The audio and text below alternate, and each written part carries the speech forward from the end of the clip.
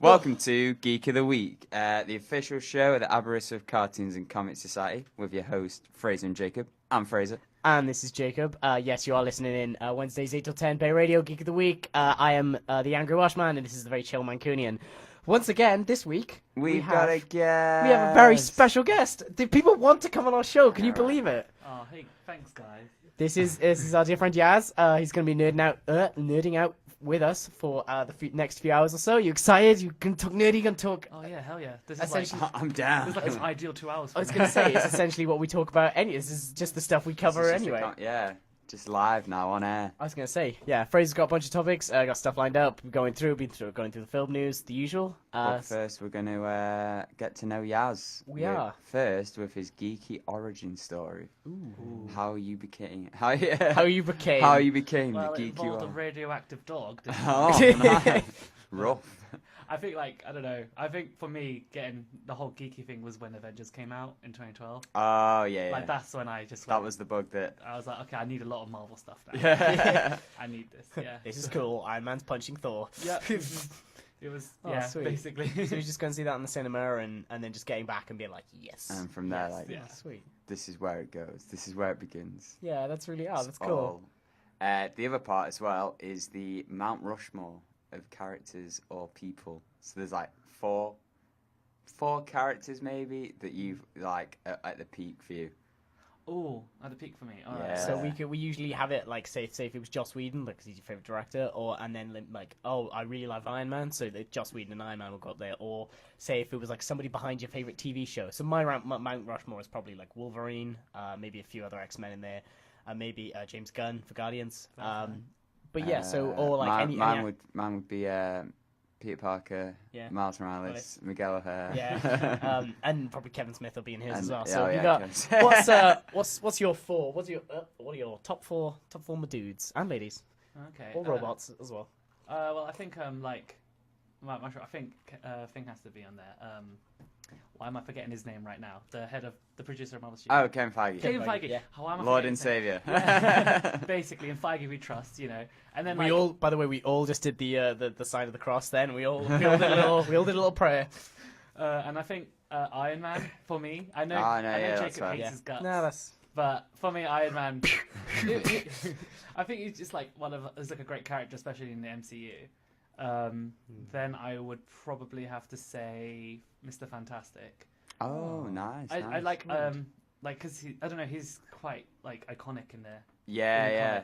Because like when you're just reading any comics, it always kind of finds a way to go back to the Fantastic Four. Yeah. Like they're the OG family and stuff like that, and they're like the original four. Yep.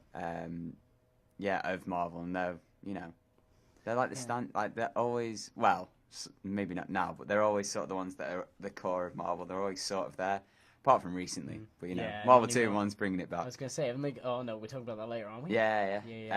And then so you got Feige, Iron Man, Reed Richards. You got anybody? I think I'm gonna have to go with like what was his name? X-Men. Charles Xavier? Yeah, Charles. Yeah. Oh, sweet. Everyone's names today. Mate, that's good. Nice. That's a very like the free comic book characters, very like Illuminati sort of thing. Yes, it's like which will I do like the Illuminati. I'll be honest. They are pretty. I always like enjoyed their like cool like why they were all together because they're all sort of leaders of different teams. Yeah. Like I always found that really cool. Or like leaders in nations like with Black Panther. Iron Man was seen as the leader of the Avengers or whatever, and then like Professor X with the X-Men.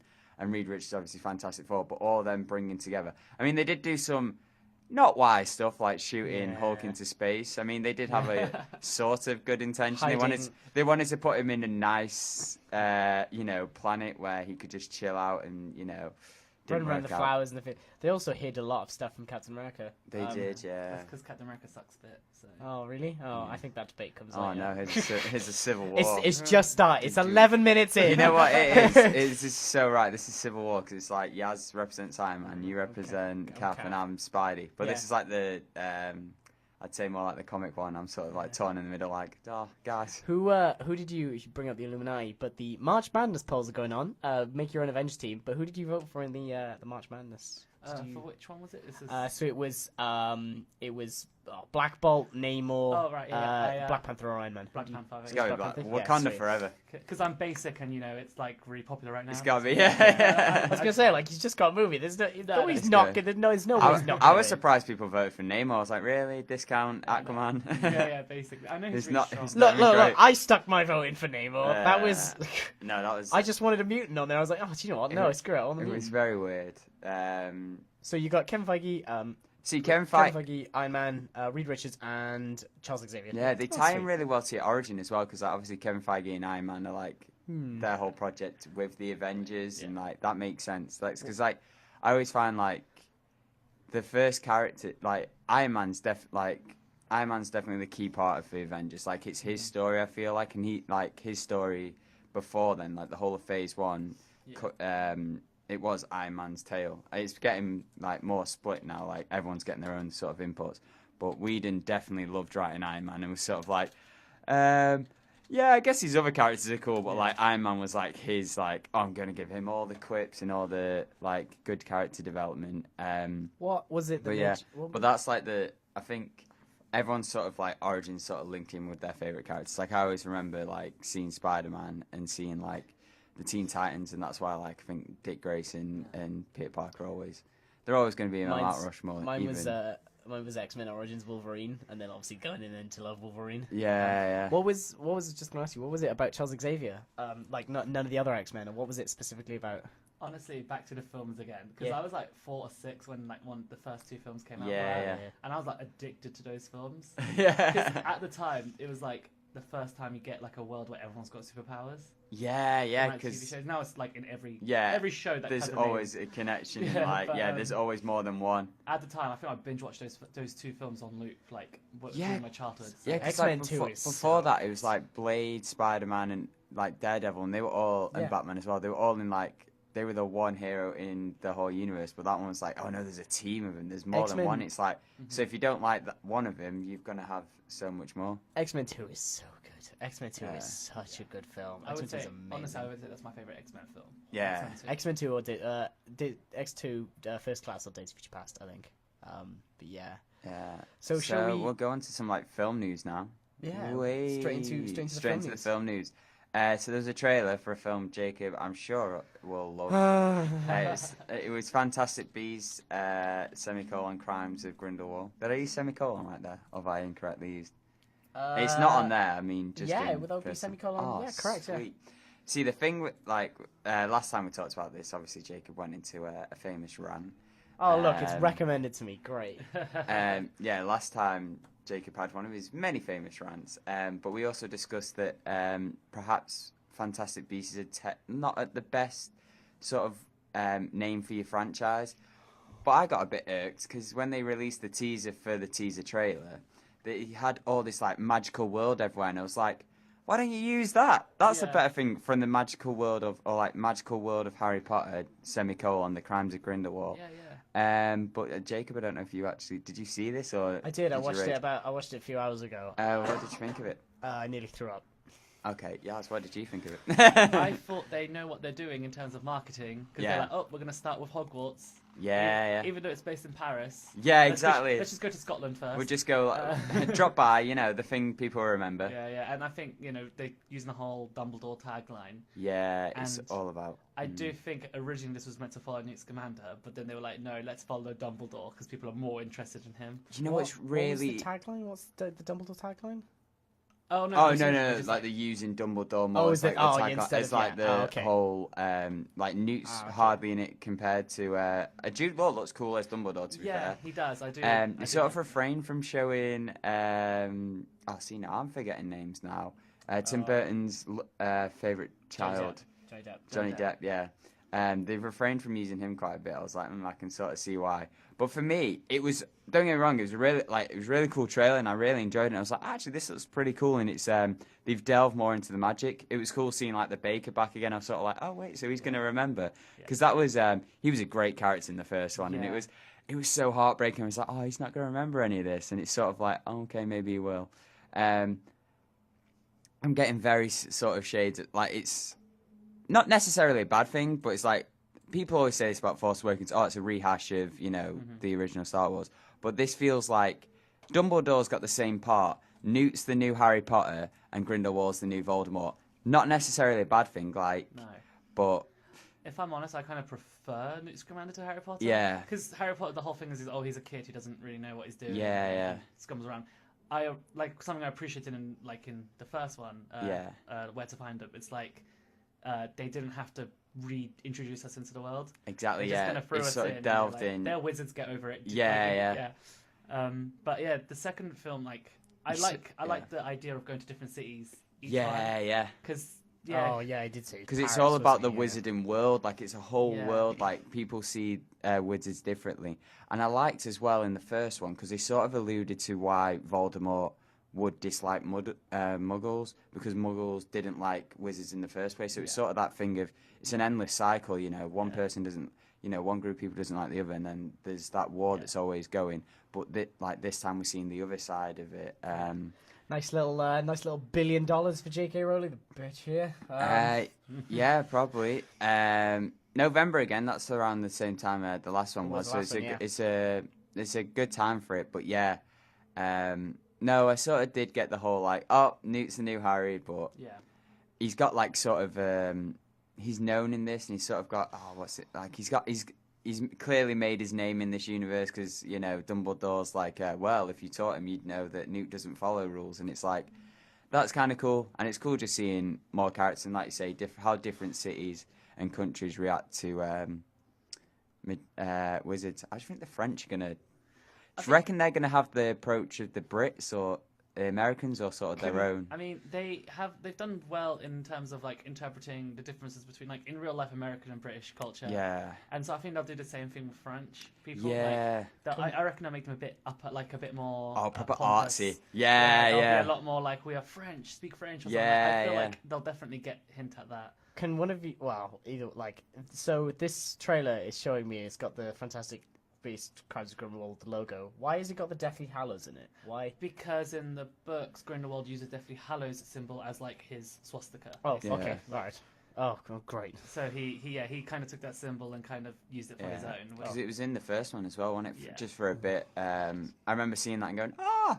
Yeah. That's cool. Because it's kind of clever though, because the Deathly Hallows is its own thing. Yeah. But he took it and made it his symbol for his organisation, like how the Nazis did with the swastika for them. So All right, that's I thought they were related, and I thought J.K. Rowling was dragging more crap into it, but it's established. It's established. all right. No, it is part of it. To be fair, it's sort of like, say if someone went to see Rogue One and was like, "Why is there another Death Star?" Yeah. All right. Yeah. That's the soul. Yeah. So, see, we can translate it for you. Yeah. Nerd. Nazis, Death Stars. Geek translations. So with that, I reckon we'll move on to the next Oh, one. thank God, I can stop playing before, trailer. It seemed like you were loving it though. Yeah, I was watching it. I was just like, actually, you know what? I'm not going to talk about this because I'm just going to radiate negativity. That's fair. So a little throwback to the 90s here. Nicolas Cage got cast as Superman. Unfortunately, it's only a voice. It's in Teen Titans. It's for the animated Teen Titans Go TV show's getting its own film, and Nicolas Cage is going to be the voice of Superman. Didn't a bunch of other people get cast as voices? Yeah, but this is the important one. Oh, this is no one really cares one. about this. Yeah. It's Nicolas Cage is finally going to get to play Superman. For those of you who didn't know, there was this Death of huge, Superman lives. Death of Superman was this huge story where Nicolas Cage was going to be Superman. Tim Burton was going to write and direct it, and then Kevin Smith wrote one. It was this whole thing. There's a cool documentary called Death of Superman Lives by Jon Schnepp. That's really cool. It goes really deep into it. What do you guys think? Oh, I loved this. I thought this was fantastic. I cannot wait to hear Nick Cage's Superman. This is gonna be amazing. I'm doing this for justice, freedom. I think it's great because he say what you will about the guy, he overacts. Yeah, and that works in animation. Yeah, in animation, I'm really curious to see how that will translate. Him just screaming at the microphone, and then you just have Superman, and you just see he's just gonna pitch. This is in the Teen Titans Go movie that they released a little trailer for. Also, as well, wasn't it? No, different. Teen Titans Go is that terrible reboot show they did. Yeah. And now they're doing a film. There's another Teen Titans film. Oh, a okay. good one. Not It was just not Teen Titans Go to movies. All right, okay. Yeah, no, this is also why I think he's been casting it, because no one wants to go see this. Yeah. Because it's the Teen Titans Go it's like the rebooted Powerpuff Girls. Actually, no, that's me making an assumption that that's bad. Yeah. But it's like it's rebooting and it's not the same. Right. But yeah, Teen Titans Go, no. I got excited because I saw Teen Titans, then I saw the Go part, and I was like, oh. Do you know what I did? But then I was like, oh, it's still, I did it's because still I thought it was for the show, and then I saw Go, and I was like, yeah. I love this. But even like in the because their animated stuff is good. Like the DC animated have done some Teen Titans stuff recently. I mean, they've put Damian Wayne in, but that's fine. Yeah, that's fine. If you want to shoot yourselves in the foot, that's all right. Totally fine, because Dick Grayson still sort of appears in it, so it's fine. It's totally fine. Oh wait, are we? Oh. So fine. Oh, I get to. We might be getting to talk about Teen Titans on TV, right? Yeah. I'll go on to you about it There later. we go, but yeah. We can save that for later. Yeah. More DC news. Kristen Wiig got cast as Cheetah for Wonder Woman 2. And now in the notes, I put it as WW2. You did. And I just realised, World War II. Yeah, World War II. I was like, No, I heard it was in the Cold War. Oh, no, yeah, but I meant is in Wonder Woman 2. Oh, but okay. I put WW2, and then I was like, I looked and I was like, oh, yeah, I mean Wonder Woman 2. But yeah. I'm excited for it. Oh, this is great. I think she'll be great because, I know she's only done like comedic roles mostly, but she was great in Martian. Yeah. Where she was just playing like an uptight kind of character, but she was still serious. I know it's weird, but whenever anybody says, "Oh, I remember this person in The Martian," I instantly believe them because I know one person that's in The Martian, and that's two: Childish Gambino and Matt Damon. Yeah. And you could say that Nick Cage was in Martian. I go, do you know what? He was great in The Martian. Yeah. That film has everyone. Yeah, it does. That's like Jeff Daniels and all them. It's a really good. Yeah, but she's leaning toward. She did another serious film recently, but I can't remember what it was. I'll bring it up. But yeah, she's doing. She seems to be turning to more of those serious roles, but also as well, she's like hilarious in the stuff she is. In the stuff she does, like Bridesmaids, what a role, and like what a film. But also, I feel like comedic actors now. If there may be some people who are trained actors now, I'm like, how very dare you? But I feel like comedic actors have an easier way of doing serious roles, like tapping into the serious roles, than serious actors going into comedic roles.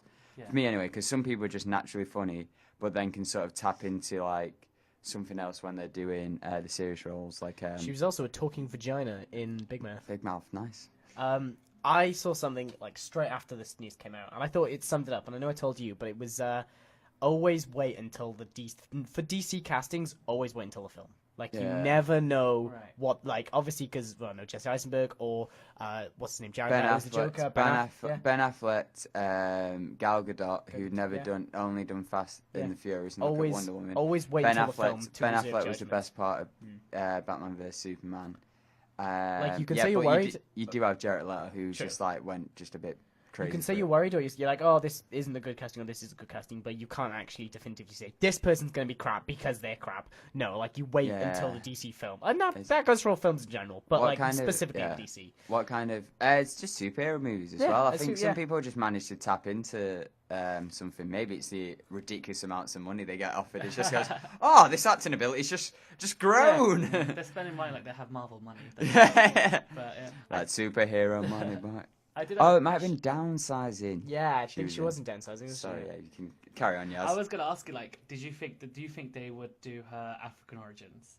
Oh, she's got African origins? No, because she's like a rich white woman. Yeah. And she goes to Africa, finds a tribe, and forces them to give her the cheetah powers. Yeah. Oh. And I'm like, that's a bit messed up. It's like, a bit Black Panther-y as well. Yeah. So I'm just like, do you reckon that's what it is? Like Warner Brothers saw the success of Black Panther and was like, guys, we've got an idea. We need someone with cat powers. And it's just like, no, that's not what we need. They probably will. I think they will because that will show. Because obviously Wonder Woman that tapped into the Nazi thing, and obviously the Nazi thing is not a good thing. Yeah. So I think a villain like this probably would be maybe what they need. And then Wonder Woman will realize that somebody is liberating these tribes, or not liberating, screwing over these tribes, she'll go and stop. I also don't see a problem with like having a racist villain. Like, yeah, I exactly. don't know. You don't see it many times in films anymore. Yeah. Like, but I feel like no, they're bad guys. Yeah, It they're the makes bad sense guys. that Yeah, they're a bit exactly. racist. So I don't know. Like, if this is like going to be based in the 70s or 60s, It's a good time. yeah, good and time she's like for it as going well. there and she's been like, oh yeah, you know, she's basically evil, but like. I don't see a problem with Wonder Woman fighting for those people as well. Like, And it leans Yeah. away from that whole thing of just a CGI villain for starters, which DC keep leaning to, which is a bit annoying. But it's also that thing of like, it's not a god she's facing. It's literally like, you know, it's almost like an idea or something that, you know, something terrible that's happening in the world, and it's like it's sort of. It doesn't take away from the fact of, oh yeah, I saw what man could do. They always went to war, and then I did nothing until Batman vs Superman. She was like, oh no, I tried doing stuff like every time I would go to do something, I'd see a worse part of the world, and it'd be cool if she's going all over the world and seeing it's not just one place that's bad. It's like all over. Stuff's going down. It needs to, like, obviously Ares, the last Wonder Woman villain, I think he was great, but obviously he posed a threat to Diana. Like, he could kill Diana if he wanted to. I'm interested to see how they make a cheetah a threat to Wonder Woman, who's literally like a demigod or whatever she is. They'd probably have to lean into the more, because there's like two different sort of ways of cheetah, like the one where she just dresses up as a cheetah, which I don't think is going to be a threat. No. But like there's the magic as well. Like she's sort of got like a magic based thing, so I reckon. And like DC seem like they're going to be leaning to that because they've got Shazam coming out recently, so they're probably like they're more than willing to go. Oh, let's just go magic based and just go for it. And it'd be cool seeing Kristen Wiig just being like, oh, what is this? Oh, I like this. Yeah, because she can still, like, we're talking about serious roles, but she can still bring like comedic tones to it if she wanted to. She could be like a comedic. I think it could be. It'll be interesting, definitely. Yeah. Like, I'm excited to see it. I'm optimistic about it. Yeah, because Cheetah's been a villain they've been using quite a lot recently for Wonder Woman. I know a lot in the comics, and like she even appeared in like the Injustice games. I remember seeing her there and being like, oh, what? Like, I remember the missions being quite annoying with her. She had like a sassy mouth. I was like, I don't need this. But yeah. So we go to what else? Good. Do you want to go to Marvel? Oh, sweet. Yeah. So Dark Phoenix Saga, the film that's almost certainly, maybe, almost definitely happening. It is happening. Probably going to be the last Fox. What are you talking about? Of course it's happening. No, I'm agreeing with Fraser. No, what are you, I'm sorry. What? I No. don't believe that film's coming out until it comes out. Yeah. No. Hold the shit. No, stop. No. So right, just to point out, so this is coming out the 2nd of November 2018. Our first topic today was about a film coming out in November 2018. They have a trailer. What does this have? We're just about to say that they released some images or whatever. What does released? They didn't release them. People took pictures. They filmed this. This is happening. Pictures. Yeah, of them filming. Yeah. It's all things are going ahead until they're bought. This film is coming out. This film is happening. Yeah, but like, how do you market a film where essentially pretty much everyone who cares knows this is probably gonna be their last? Yeah. They're just like it's. Then people are still going to watch it. It's like, cool, okay, you're finally doing Dark Phoenix Saga. Please do it good this time. Yeah. And also, I think give it a nice ending. Yeah. Give it a proper end. No, to be fair, this ain't like me and Yaz saying we don't want this to happen. Like, we want to see this. Sorry, that was going to sound bad. We want to see this end. I mean, no, we want. You want a good ending because let's face it, Apocalypse wasn't, and this would be a nice little thing. And again, I'd say this every time, but Bryan Singer setting up Dark Phoenix and not doing it again for the second time. Yeah. It's fine. It's totally fine. But anyway, Dark Phoenix had some costumes, and they've gone super cheese. They've gone for the all in blue with the yellow crosses, and it looks brilliant. I saw him and I was like, I love that they're going for it because it shows the development from like the first one again, like and X2 when they were like in this black leather, and it's like, oh no, they're afraid to be a comic book film, and now it's like, nah. We're all in, guys. I'm loving the blue and yellow because this is my jam. And if I was gonna have any suit, if I was gonna have any superhero suit, I'd have these because these are amazing. Yeah. And I love the look of them, and I love the whole like they're obviously just filming, and then the filming, and then they'll wrap filming, and then they'll release the film. Yeah. I mean, I love how simplistic they look. Yeah. And to be honest, I do love them. It's just, for me, I'm just like, you went from these high-tech, crazy suits from previous films to a much more streamlined, simplistic one, where usually it's the other way around. Exactly, yeah. Like, there's always, it's again that symmetry and like the, what's it called? Begins with C. Continuity with these films. So it's sort of like, I love as well, like X-Men in continuity. I know, Yeah, like, sure. Fox in continuity. Honestly, I think that's one of the main reasons because like you can make comparisons between the MCU and the Fox X-Men films. But I reckon more people are invested in the MCU because they know it's much more... Exactly. Like, it has a proper storyline. It's sort of easy universe. to follow as well. Yeah, and like everything lines up. Whereas these, they're all over the place. You have no idea what's where. You don't know what films are actually in the same universe and what's not. So, I mean, there are good films in there. It's just like, you don't know... It's like hit and miss, isn't it? It's like, the third one's always bad, or like this one's always, or the Wolverines are always sort of sketchy apart from Logan. And then, I also, like, it would be a fitting end, like, if this was the ending, it's not really like a failure or anything because it's been going for like 18 years. So, like, that's kind of successful in a film franchise. And like, not even like it's took a massive gap, like there has been, almost consistent films. I also like who, in the image, who they're opposed to, because it's like people in like space jumpsuits, I'm assuming. So they're actually going to go in space, which is cool, because that's where Dark Phoenix takes place. I was having a look at this. I was having a look at the orange people in jumpsuits, and I thought this was pretty cool, because obviously I don't know, they could be random X-Men, they could be pilots, they could be, obviously there's a big screen behind them, but they could be, I'm really interested to see where this is going. Because in the original comic story, that it all happens in space, and obviously they meet with aliens, and it's all, they all discuss about the Phoenix, so... There's rumours about the Shi'ar. They're going to go in space. Rumours about Shi'ar and Cassandra Nova being in this film. And they're also trying to use the Skrulls because they're trying to beat Marvel to it. They're trying to beat Disney to it. Nah. It's like, throw Skrulls in. Why? I don't know. We've got them too. I still don't understand how MCU got the Skrulls back before they used them, but... I think Fox and Disney have a much better partnership than... I think Sony and Disney up until, everything went down at Sony, because Guardians of the Galaxy 2, when Marvel Disney didn't actually have the rights to Ego the Living Planet, and for Deadpool they didn't have the rights to Negasonic Teenage Warhead, so they swapped it over. And they've done deals with Fox for the TV rights as well. Like that's why Legion and Gifted happened.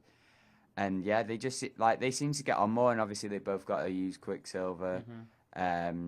Marvel were like, Disney were like, it's okay, we'll just use him for one. He's not that big. We'd rather have Scarlet Witch, to be honest. Whenever anybody brings up who owns which rights, like I know Hulk's different, I know Spider-Man's different, I know Fantastic Four and X-Men are different. Whenever anybody goes into like the specifics, like Galactus or anything like that, I'm like, I have no idea who owns Galactus, and please don't talk to me about the Skrull, because I have no idea who owns the Skrulls. That's easy. Galactus is because Galactus is a Fantastic Four villain. So it's with them. Skrulls first appeared in Fantastic Four, so they belong to that. But it's split. So I think now they both own the Skrulls, but obviously Fox own the Super Skrull, because that is made from the Fantastic Four's powers. It's like he's got half of the Thing's arm, he's got the Human Torch, and he can stretch and he can go invisible. So you're not going to see the Super Skrull in Captain Marvel, but you will see the Skrulls. Which is pretty cool.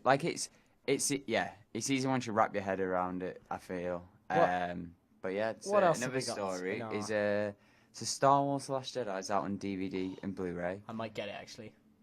I don't know. See, with these, because I know there's more, I'd be more entitled to get the trilogy box set, because that looks cooler than just being like, I've got these collections. Like for the Solo movies, the Han Solo movie and Rogue One, I wouldn't mind getting them on their own. But so Phasma had a little more of a battle than everyone first thought, but it was a deleted scene. So she obviously the scene is from when she gets her mask cut off and you see a bit of her face, and she talks to her. She's basically facing off with Finn, and Finn basically goes, how would all these other stormtroopers feel if they knew how much of a coward you were when you dropped all the shields and stuff like that? And all the stormtroopers look like they're about to turn on her, and she has this badass moment where she just kills them all in a rapid fire little moment, and it just shows how cool Phasma is, and she has a bit more of a glorious death. But it's a very more definitive death as well, because like she falls down in the cut and in the actual cut, and everyone knows if you fall down in Star Wars, you're probably not 100% dead. But in this, it's like she gets blown to smithereens. This was such a good. I watched this and I'm very confused as to why they didn't. I loved this scene. I thought this was fantastic. I thought this was amazing. I love how she was like, "You were always scum," and she goes, "Rebel scum." And I thought this was fantastic. Yeah, no, I was so happy with this scene. I'll put it in the chat for anybody who wants to have a little look. But I adored this scene. I thought this was fantastic. Like, I had no problems with it. I really much preferred this was because she got more dialogue as well, and she had more development than the actual one that was used, and like other than just being a Finhayer, like she is a Finhayer, but like this gets so much more. This is more. She's basically like Boba Fett 0.2. Oh yeah. And I was really hoping that they wouldn't do that. Or like with this Darth one, Maul. but they just straight up did it again. They're like, she's just there to look pretty, and then she'll get killed. That's the thing. For no reason. There's one in every trilogy: Boba Fett in the original, Darth Maul in the prequel, and now Phasma in this. And like, I wasn't totally 100% disappointed when I first saw it. Like, I was like, okay, Phasma was just there to serve Finn's story, and if I want to know more about Phasma, I'll read about the book. But I was interested because I always thought, like, from Force Awakens anyway, when I was like, oh, she's weak, I always thought she just had a soft spot for Finn. Like, maybe, I don't know, she was the one who found Finn, or like she's the one who took care of him, or like, you know, maybe some officers were like, at the First Order like, oh, we need to kill this kid, and she's like, no, I see something in him. That'd be cool, but you can't exactly explore that in the films. But I always thought there'd be like that kind of relationship, like sort of a mother type relationship. But then when it was like this betrayal, they also, as well in this, they made her say traitor, and I was like, you're just saying that because the guy who said traitor, he's become so big. He became popular. But I mean, both work. I mean, that would have been cooler. But I've just thought of a rule for Star Wars, like a little applying rule. So sticking with Darth Maul, Phasma, and General Grievous. The more badass you are and the more cool you look, the quicker you die. Yeah, like, almost true. Phasma, like the General Grievous looks amazing, looks badass, and could tear them apart. Obi-Wan took him out in like less than half an hour. Yeah. The more badass you look, the quicker you're going. Oh, it's one of them. It's like with the Boba Fett and like the three I was talking about before. It's like, you're not getting much time in the movies, but you're going to sell a book or two. Yeah. The reason why you're badass will be out of this film. Well, explained in the books because we want people to read them. Yeah. People just say you're badass, but will have no way of backing it up. Yeah. Well, that bit in Return of the Jedi where Han turns and goes, like Chewie rolls and goes, grr, and then Han turns and goes, Boba's here. Like, he's so scared. He's like, Boba's here. Yeah. It's like, why? Lando took him out with a stick. Yeah. No, it was funny. And that was the thing as well. They waited like we waited 2 years to like be disappointed by Phasma. They waited like 3 years for that. Like, oh my god, Boba Fett's so cool. Yeah. Oh my goodness. And then it's Boba's like, here. What? Oh. Last bit of news. Well, we got It's gonna be a long bit. Oh, it's gonna be a long one. I've just put Avengers because there's so many different films. I mean, let's. So, my time to shine. Oh, here we go. go. So about a week ago, Avengers got moved up for Americans, and they matched it up with us, and we went, oh no, it's a bit disappointing. But guess who getting it earlier again? The UK getting it like a day or two earlier than Americans again. So it's got a nice little earlier release date. Then there was recently EW Entertainment Weekly brought out posters. Now these posters are never like the posters, they're never really the best posters out of all the posters you get with them. And I can guarantee there's been much cooler posters in them. But the whole thing is like 22 heroes, 6 Infinity Stones, 1 Mad Titan. That's the big press thing. But also in the Entertainment Weekly article, it was revealed that Thanos' purpose in Wakanda isn't that he's necessarily after the Soul Stone, but he's actually after Vision and the Mind Stone, and that Vision's going to be the MacGuffin of the whole thing. And Cap knows about Wakanda through Civil War, and he and a load of Avengers take Vision into Wakanda to try and protect him, and then that's where the big all-out war happens. So what do you guys think about that? I'll let Yas go first. Just Yeah, like go to for it, say, yeah. I called it.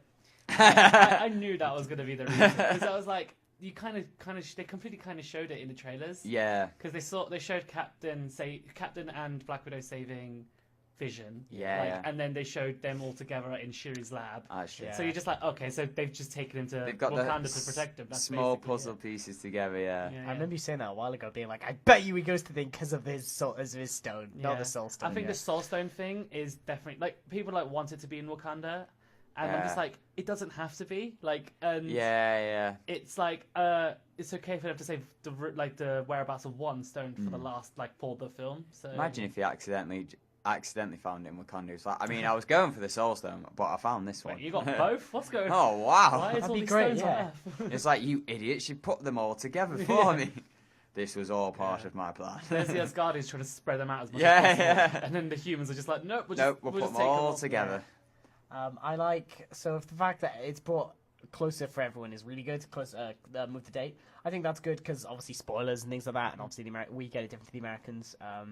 Oh damn! But No, yeah, because they sort of the reason why they moved it for Americans was sort of to avoid us giving it spoilers. Yeah. But then they were like, oh no, we like the Brits. We'll move it. Well, Because to be fair, usually Americans get it we're getting in a day or two earlier. Usually we get a whole week. Yeah. But this is much closer to because when a Star Wars movie comes out, we get it a day or two before, and then Americans will get it. I mean, we're always even if it's released on the same day because of time zones, we're always going to get it before them because we're ahead of them. But this is nice. They sort of moved it, but also still give the UK the little. Oh, don't worry, guys. We care about you still because we're the ones. I feel like we're always the ones who give the hype. Same with the critics. It's always the foreign market, and then the Americans go, "Oh, well, if they loved it, they." Yeah. And then Also, there's Pinewood. They film Exactly, most of yeah. it here, so there's I don't know. Yeah, I mean, they do that a lot. That is it's usually a week. yeah. And then with Star Wars, though, it was usually a day or two. Yeah. That's So now they different, sort of, and it also, I think it just shows how much trust they've got in the Avengers. They feel like Yeah. it's going to be, and also as well, they're not being messed up by Deadpool or their own film Han Solo because they've got an extra week now to make that crazy money. Though there are rumors, crazy mad money. there are people projecting that Infinity War might still outgrow Solo, even though it's been a few weeks in. Yeah. Easy. And not outgrow, but a Oh, week. you mean at the same time? Yeah, even though it just got an initial release. Oh, isn't it a week, 2 weeks? Before? No. It's like a whole month now. Oh, wow. Oh, okay. I think. But that even might be still, back then, but even still, you might be right. they're saying Solo. There's no. There isn't the hype for it that the other. Yeah. The Solo film Of course, doesn't really have anyone going. Oh, I can't wait for this. Exactly. Yeah. I think the trailer sort of reaffirmed a few people's unsureness. That's not a word, but about it. We'll say it's a word. All words are made up. Yes. The new word of the week, unsureness. Exactly. All words are made up, so you know. I think yeah, being the fact that it's brought further is great. Obviously, it means you get it earlier. I can't complain. The posters look really weird. I don't know if any of you didn't see these, but they're the giant, a bunch of on the magazine covers, and there's some really random teams here.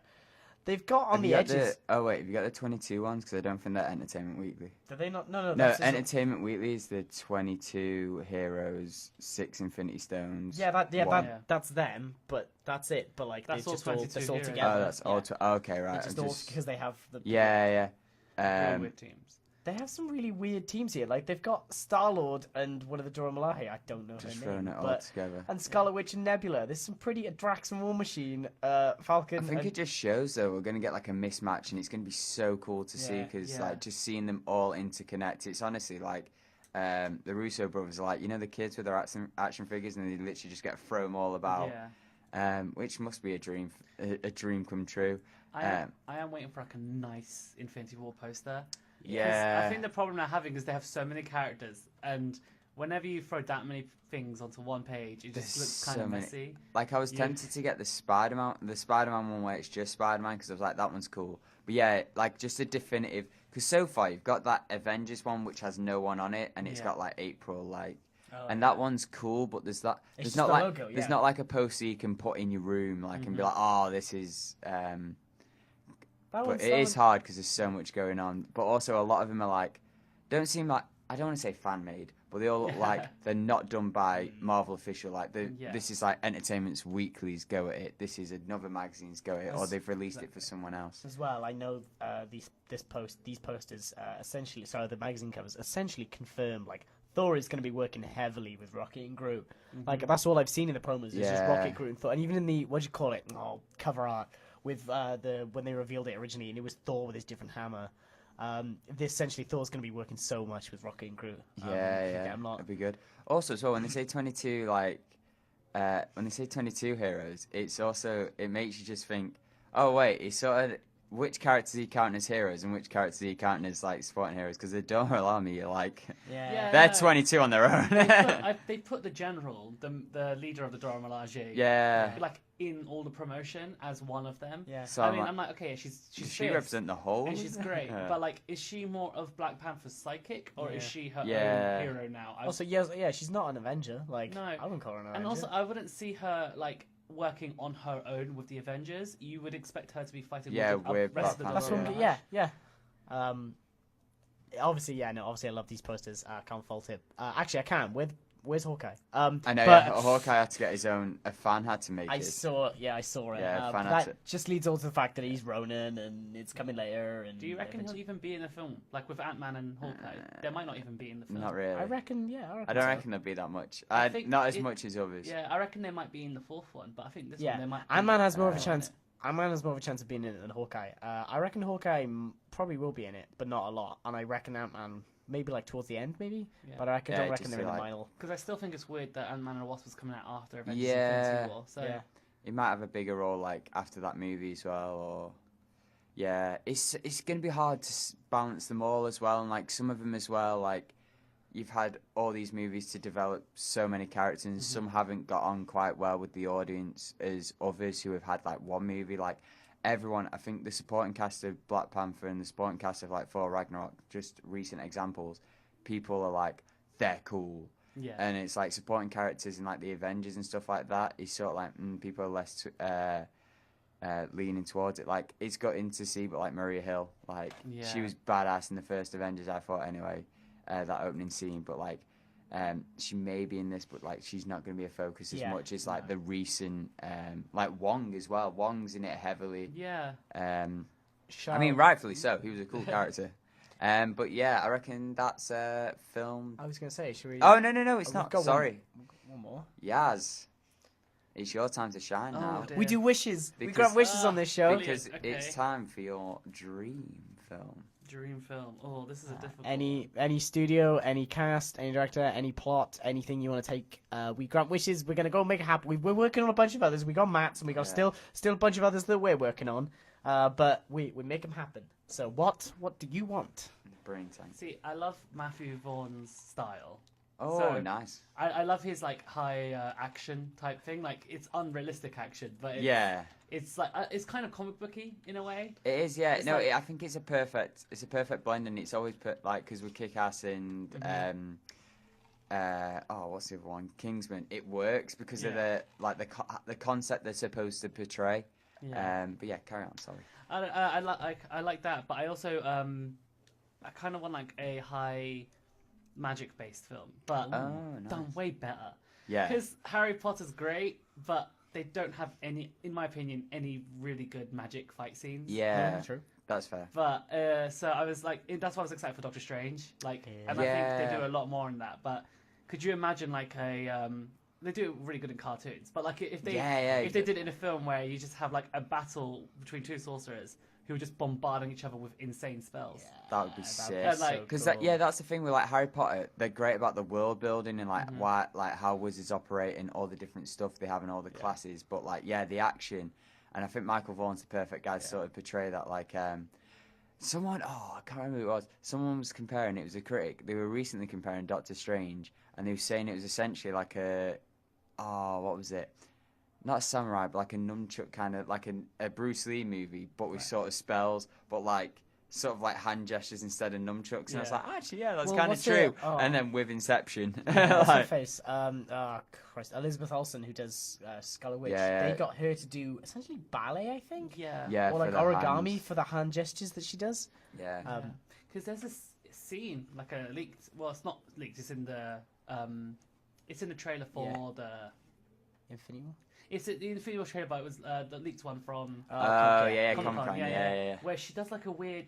I thought it was Spider-Man at first. Yeah, But yeah, because she does the... does this weird like she does a backwards arch. Yeah. And then like and then it blows up a truck, and it's really weird. Yeah. I'm like, Yeah. wow, like she's much That's more a pretty athletic cool- than yeah. usual. So you just saw. Sorry, yeah, Sorcerer Batsy Base. film. Okay, do you know what? I'll say Yeah. Doctor Strange by Yeah. Matthew Vaughn, and I want a Oh. proper battle in it. Like You want a big would you have 'cause- Mordo as the villain or? Baron Mordo, I think he'll be good. Yeah. But I don't want the stuff that we got with Caecilius, where he was just making these crystal swords and Yeah. throwing them. Yeah. That was so boring. I was like, come on, you're sorcerers, and all you're doing Yeah, is do some, like, throwing stuff at each other. Do some spells. Like, I was thinking that as well. I was like, how cool would it be if, like, that portal thing, they went from country to country, and then they kept on, I don't know, someone opens a portal and this ocean water just flows through. Yeah, that's And then someone else does another one where it just freezes completely, and then they slide along it. I don't know, like, much more much more physical. Yeah. That's why Matthew Vaughn would be Like so much using better it at all. that, Yeah, he's really good at using the environment as well. I think Yeah. like that church scene in Oh, yeah. Kingsman, like obviously like that, but like giving him more of an environment to tap into Yeah. would be really cool. Because I know it's like it's ridiculous to do backflips and stuff while you're fighting in real Yeah. life. But in his films, he makes it look like it's It's plausible. part of the thing, yeah, So if and there's like the sorcerers doing that while also doing, Yeah. I just want to see those battle scenes. perfect combination. Oh, I'd love to. Yeah. So what? Essentially, Doctor Strange sequel, but with Yeah. like super badass Yeah, fights and he magic. should Oh, direct Matthew Vaughn for directing. Sweet. Well, Michael Vaughn was in line for Man of Steel's sequel, isn't he? Oh, I don't know if that's yeah, gonna I hope not. happen, but imagine if you did like those kind of fight scenes with like Superman. It'd be strange to see. It's so strange. Anybody else in particular that you want in the film? Bendy Cabbage Patch, Ooh, and Bendy's good, but I don't, do would you know what? recast or? I can't really think of anyone Would right you now. just keep it how it is? Keep and- it- yeah, I mean, wait, let me think. Nah, I can't really think of You can- anyone. yeah. Throw in Taron We'll Egerton. go- yeah, Just put him in. Just throw him in. he's great. He's just great in everything. yeah. Put him in. Just make sure, just push the Kingsman into the universe. That'd be Yeah. It's like, Mate. oh, that was what I was going to mention actually. In the recent Iron Man comics, I think, Iron Man starts to train with Doctor Strange because he starts to combine magic and tech. Yeah. So his suits have got like enchantments on them. That's Yeah, interesting. it's really weird. I had a look at a few of them. They're quite strange, but it's an interesting concept. I'd like to see what they do It's with weird, it. isn't it? Because like Doom's like Sorcerer Supreme in the future or something weird like Yeah. that. It's so like Doom's just taking everyone's. I was like, I'm going to be Iron Man and Doctor Strange and Reed Richards, and I'll just be everyone and me as well because I'm pretty cool. Doctor Doom in the comics, they do make him like he is like the ultimate villain. Yeah. But that's what I'm hoping if they does go back to the MCU. Oh they my do him goodness, properly. that would be I don't want him so to be cool. just a Fantastic Four villain. No, he's And Yeah. I don't he's a want him big to- villain. He's like a Thanos level sort of like. And I don't want him to taking have one film. Like No. he shouldn't just be like in one film he's defeated. That's it. He's No. gone. Yeah. You want it to no. be like a Thanos level villain. Yeah, he's, like- he's staying around. Exactly. Like he has his own country, so the event and because of the Sokovia Force, it's perfect. They can't. Exactly. They Yeah. can't just go into his country and beat him up. That's right. Hey. Also, if we're Because kind of that's what. Sorry, just to go into Spider-Man. So when they basically turned Spider-Man into Iron Man and he had his whole business, the reason it all went down was because he went into a different country and started using his tech. So that would be really cool if they did that with Iron Man. And they were sort of like, we're taking away Stark Industries because you've invaded a different country. You've gone against your own accord. And then If- Iron Man has to get stripped down and it's all like, oh no, what are we going to do? So I think as well, if it would fit if you had Doctor Doom in there as well, because the Oh, Wakanda- Doom versus Strange would be sick. Ah, yeah. As well. To be fair, yeah, because he's really good at sorcery as well, and he's Yeah. good at technology. So it's like, if you have Dangerous combo. if you have Black Panther come out with Wakanda and say, oh, my nation is now going to start helping the world. If you have Doctor Doom's country, Latveria, come out and they say, oh, well, we will too then, and then Doctor Yeah. Doom just comes out and suddenly. 'cause it would be interesting if Latveria is just this, like, because we have one in real Yeah. life, Bulgaria. Like it's Yeah. not Bulgaria, Eh? but I can't remember. It begins with a B. Yeah. But it's like it's near Russia, and it's like they are close. They're basically like a small close Yeah, country. close. So I'm like, it's not unthinkable that we have like a small European country that's completely magic based. Like their whole economy, the whole country, everyone does sorcery. Yeah. And then after Black Panther, they're like, all right, yeah, sure, we'll open our borders. Exactly. Magic exists. Because that'd be cool. It'd be a cool way of opening up all different like cities. Belarus? Mm-hmm. So I'm just having a look. Bulgaria. I'm having a look. Kind of just beginning of being totally gone off topic. Well, yeah. We'll just we'll end the film chat with that then. Yeah. Welcome to the TV section, guys. TV section. Woo. So first off, we're going to talk about a show me and Jacob haven't seen. Well, no. So that means Yaz is going to talk about the So show. Yaz is going to talk about it, and we're going to go. Really? Yes. Yes. Ooh, cool. And that show is Jessica Jones. We've seen season 1. We haven't seen season 2 yet. Yeah, just, I mean... Oh no! If we hadn't seen season 1, that's need some words. So, take it away. Do you know what? I'll say it's really difficult to place where I put it. It's very bland. That's my personal opinion. No, that's fair. It's very like you can watch a whole season without and go, what happened? Did anything happen? Oh yeah. Like, It's one of them. It's one of those like you can't really say. I know it's very personal to Jessica. Like it's a lot to do with the way she's feeling, the way she's thinking about who she is. Because that's what the trailer made it. The trailer made it seem it's all going to be about Jessica's journey in her head, and it's going to be less like superhero based, like less like I'm going to take on this villain or whatever. It's like no, I've got some stuff to deal with. Yeah, I don't know. Wait, would it be a spoiler? That whole. No, it's fine. I mean, I'm personally fine. Right, basically, like, there's no proper villain. There's really a villain inside. Yeah. It's more about just inner conflict with Jessica, and it's interesting. It's just I don't know. I watched the entire season in like 2 days. Yeah, I imagine it's not very like binge worthy almost. Or like... no. Honestly, if it's something you don't really have to binge. It doesn't. It doesn't keep you watching like Daredevil did or Season 1 did. So. Or the first half of Luke Cage. Or the first, but I mean, it was better than Iron Fist. I'll definitely give it that. Yeah. Oh no, that's fair. Do you think it should have been? 13 less episodes? Yeah, less Oh episodes. yeah, I'm a big supporter that all of them should be brought down to 8 episodes or something. Yeah. You can definitely see in all the other seasons, Daredevil does it best, but it's just even with Daredevil, there's some like not filler episodes, but there's some episodes where you're just like, I need to get through this to get through the whole binge. Complete storylines. It's just like you don't need that in there. Just also cut it as well, out. I feel like they're losing people. Not losing people, but sort of like people are getting like, I've not seen Daredevil season 2. I've not seen Punisher. I've not seen Defenders yet, so I can't watch the next one. So people get so lagged behind in that that they're like, so you sort of want to make it so. Oh, it's alright. There's only a few episodes, so you can plough through it just a bit more. Just realised the downside of having you on the show, because usually I go, when we're on the show and we talk, it's like, a friend told me the other day, and then it's something that you mentioned to me. Now I can't do that when you're like, a friend told me. It's like, no, that's your theory. That's your idea. Like, I'm like, a friend told me there should have been 8 episodes. I'm like, wait. I mean, I was even thinking to myself while watching, I was like, they really should have by second season, put Jessica and Luke together. Yeah. And made Luke Cage and Iron Fist friends. They should have evolved these characters by now, and the fact that they're all getting second seasons and it seems like none of them, they're all in the exact same place that they were. Well, the thing is, what they're doing is, what they're not doing, which the movie did, is they're not doing that team up thing of sort of like, because after the Avengers movie, even like after that, there was sort of like, they teamed up more. There was more like everyone sort of recognized in the same universe. Like, you can say that Netflix shows don't really show the MCU, represent, the MCU, and I know that's your... my pet peeve. Yeah, but, like, they hardly recognise each other. I mean, there are some, like, cameos here and there, but it's always the supporting characters, and the supporting characters are like the hook. They're like, oh, I know this person, and I also know you, and it's like, yeah, well, like, bring them together then, because that's what we want to see. We don't want to see this talked about. We want to see it happen. I think Luke Cage and Iron Fist are their lowest receiving shows. Yeah. So it wouldn't have been better if they go, well, they're not getting a second season, but we are making a new show together. We're making a show called Heroes for Hire, and they're working together now. Yeah, that would have been so much better. Actually, And with Luke and Jessica, they could have just they could call it Luke and Jessica, and they can have like them come together, like. Or even just like a few episodes of like Luke, because Luke was in it quite a bit the season 1. Even just have him like more involved there. But I was really annoyed when they put him with Claire, because I was like, so you're basically saying we're not going to put them together. Yeah, and it's just like, why? He has a lot of coffee. Material. I mean, like after this season, I think a huge interesting part would be her getting pregnant and having a kid. Yeah, it's like that would be really interesting to me, but. I saw Emma's comment. No spoilers. I'll try. But To be fair, though, I was always wondering where they were going to go with season 2 because Alias, the comic it's based on, only had a short run. Yeah. Like, on purpose. It wasn't, like, cancelling it. Like, Bendis just wrote this small bit of story, and that was essentially season 1, and then they brought it back. They've brought it back with, like, Marvel Now and stuff like that, but it's always been Purple Man. She's never really had another villain. And it's always been...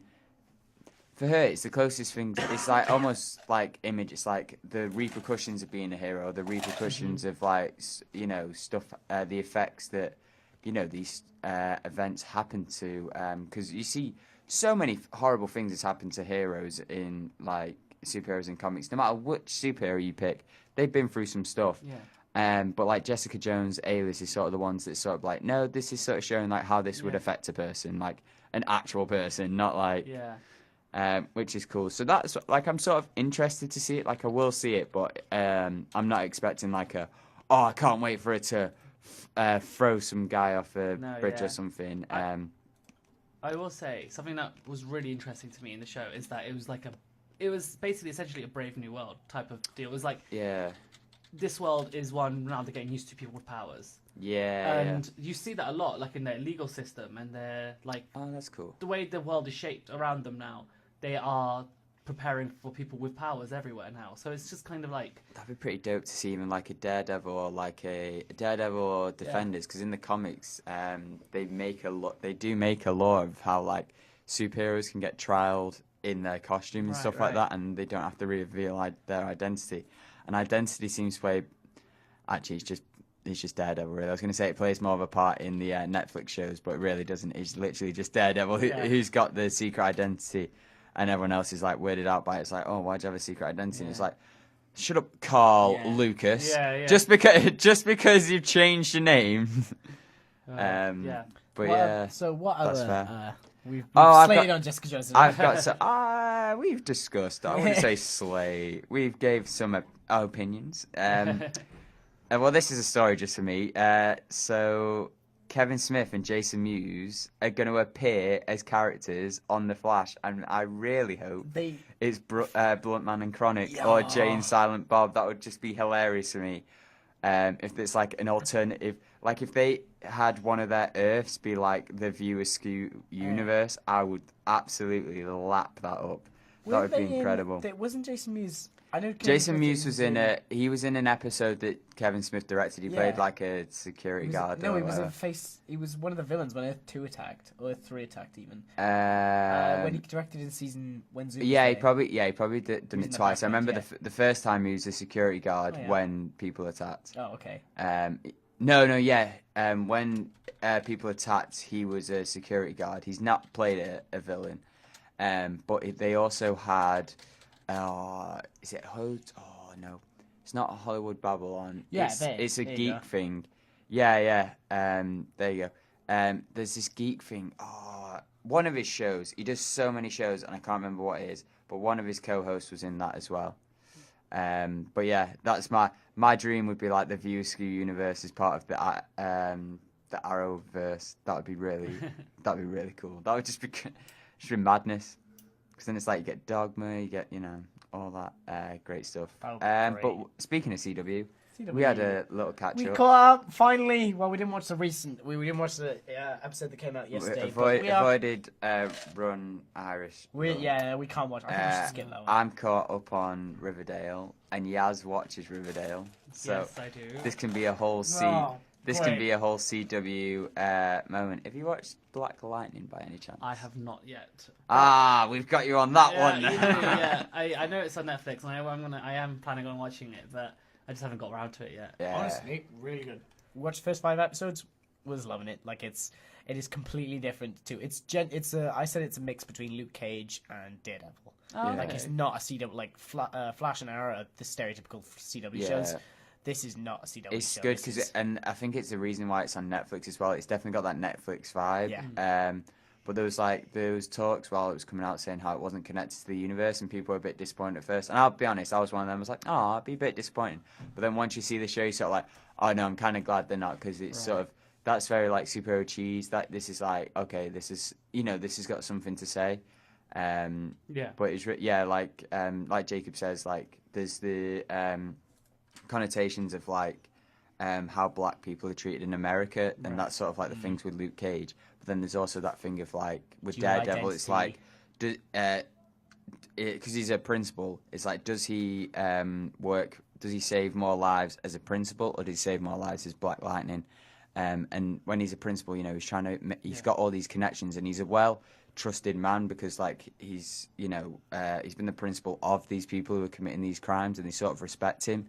But then sometimes they'll like border, they'll go, oh no, they'll go against him, and then he just suits up and he goes, oh well, I guess this will have to work, and it's really cool to see, and it's there's stuff affecting his marriage as well and his family life. I know, go back because now his family matters. Going back to CW, essentially, wasn't last week's or the last few episodes of CW, weren't they all movie rip-offs? Because Barry Allen, so this Barry season Allen of Flash, did Speed. I'll do this. So we got Barry Allen had to stop a bomb, and it was Speed, and essentially ripping off Speed because essentially like he was trapped in time, and he had to try and solve a way to stop the bomb, and he couldn't slow down, and then Legends of Tomorrow did Groundhog Day, where she was trapped in the same cycle over and over and over again. Yeah, so which was a simulation. Yeah. I'm sorry, but after that Flash episode, I can swear now, right? Yeah. I call complete bullshit on everything that happens in that show now, because I know he she clicked the button before he even noticed. Yeah. But this is a guy who he perceives time as standing still. Yeah. He doesn't even need to fight crime like properly anymore. He could just freeze time, sort everything out, and then be like, okay, she had a bomb in her pocket, I figured it out. Yeah, it's off. Yeah. I'm sorry, but I feel like they've given him a god level power, and essentially that's what Flash is, though. They always sort of do that. If they give him a god level power, then it needs to like write the story to suit that. Because now, if he ever sees his current villain, Defoe, he doesn't need to talk and do that whole back chatting thing. Yeah. Freeze time, go to him, stab him in the neck, he's done. Like, I don't understand. I mean, I think he's against stabbing. Sure, fine, no stabbing, but like, put in, that sounds like a great. That sounds like any night that we go. Fine, no stabbing. I get it. But like, there's power dampening things, or yeah. I know Devoe's smart, and maybe he'll find a way to go around that. But like, it's just like your heroes need limits, and like your villains are the ones who need to be seen like, oh, they can do anything, and your heroes need to work out a way to go against it. He's got a weakness. Her name's Iris, and she's a bitch. No, he's got a weakness, and it's called a conscience. That's true. Stupid. I'm sorry. The amount of people that die because he just lets people go is ridiculous. Like Barry Allen is essentially like, even in the comics, he's essentially a god. Like, he's got the ultimate speed, and he can change time and things like that. But I think like in the comics, he emphasised like the consequences of him being that actually. There's points where he gives so many people the Speed Force, and the Speed Force breaks. So Flashpoint, he goes back in time and it all messes up. But so I get what you mean. Like, he's sort of like, he can just stop time and do. But the episode sort of showed that it had a very big strain on him. Like, he was sweating everywhere, and that was cool because it like started off with a little bit of sweat, and then it was like, oh, like, I thought he was gonna run out of dehydrate. I was like, man. But yeah, it's kind of nice that it was a team effort, that like he got ideas from everyone. I mean, of course it had to be Iris giving him the big grand idea. I thought that was ridiculous. You're telling me she thought of that and not Cisco or Harry? Like, it was just like, she's not assigned. Like, she's the not. One thing that I sort of go with is like, she sees a simple route where they're all thinking, oh, I've got powers, I'll use my powers. Because like, if I had powers, I'd find any excuse to try and use them. So they're all thinking about their powers, and she's just maybe thinking about the simplest solution. I know, like, the bit where we both cringed and like turned to each other. It was like, he was running and he couldn't do it, and the world might have exploded or whatever. And he was like, I know we're the Flash, but we were just like, oh god. Oh yeah. Yeah, no, I don't get why they're making Iris such a big part of the team. Yeah. Like, I feel like it would be so much better if she was just a reporter. Yeah, go back to the reporting. If she was just a reporter and she now and then just came and give for moral support, I was like, I know you can do this. You're fine. Now go away and do something. That's why season 1 was great, because she was reporting. She didn't know, and if they'd kept that still into season 4, that'd be amazing. See, I wouldn't mind her knowing, as long as she just goes, well, that's your business. Yeah. Well, if they use the reporter angle, because like, you can use they've done it with Dibney and his sort of like PI stuff. Yeah. Like, he finds that way she could use a reporting thing to sort of like maybe defend the Flash or defend Barry. Like, Barry's got this court case. It's all. The newspapers might say a lot of stuff about him, and she can be the one defending him in the report. you know, in the newsroom or whatever. You know, there's different ways of doing it. Like you've got like, yeah, there's just different ways, like using what the character has, not giving him something new. Which again could work for your complaint about Barry Allen as well. It's like use something he's got. But yeah, they do use a lot of. I feel like they use a speed concept. Like they go, oh, what if this? And they don't sometimes they don't realize how much power that actually gives Barry, which he never uses again. But it's also sort of like, oh, don't worry, it was just for a filler. I love their solution. It was just for a filler episode. Chucking a lightning bolt at the bomb. Yeah, great idea. But the problem is, it's not like an anime, because where they have lots of filler episodes where people do weird stuff that they not usually do. Yeah. But most people just accept that that didn't really happen. Yeah. But this TV show, you can't have a filler episode and say, okay, that didn't really happen. Yeah, because it's continuous. You've essentially given Barry the ability to freeze time, and if he never uses that again, I'm sorry, I call bullshit. Like it just. I suppose it takes. Because I always love it when they, you know, we'll do a new ability in one episode, and then all those new abilities add up to the reason why he can beat his villain. I always like those kind of stuff because. You sort of puzzle it together. It's like, oh no, he knows how to do this now. He knows how to do this. Like I like the ability of like when he can put people into flash time, but it like tires them out, so he can make them go as fast as him. I was like, that's a cool power because it's sort of like when he's running so fast, he can talk to someone. And we see like Jesse try it with Harry, and it's like, okay, that's a nice touch that you know some species have. Different abilities than others. Speaking of species, Wally West rocked up on Legends. Back on Legends. I was really happy. I was so happy. Really happy. I'm so happy he's on there because they need the speedster. Oh yeah. Like honestly, they're running out of metas. Huh? They're running out of metas. Yeah, they're running out of metas, and also like half their problems would be solved if someone could just get somewhere on time. Yeah. Exactly, so it's like it's great. Like if I'm never gonna dance again. I loved him and Rip together. Was so good. Brilliant. I've been robbed by a speedster. What else was I going to say? I literally just had a thought about it. Oh, there's a theory as well, like the fire totem might give Jefferson powers. So he could return his firestorm. Yeah. That would be cool. That would be cool, yeah. I'm excited to see where they go with these totem things, because I've never heard them in there. I like it, yeah. I honestly, I'm enjoying Legends the most out of all of the CW shows. I mean, I don't watch Supergirl or Arrow. I gave up on those a long time ago. But...